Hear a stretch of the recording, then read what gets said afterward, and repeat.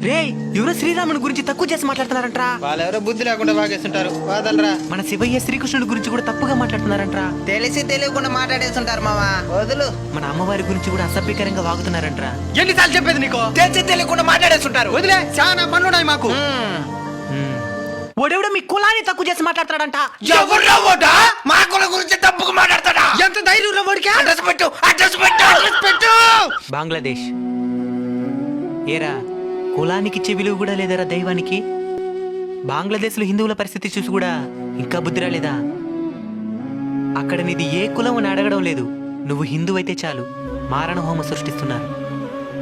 కులగజ్జితో కళ్ళు మూసుకుపోతే ఏదో ఒకరోజు మన తల కూడా తెగిపడక తప్పదు.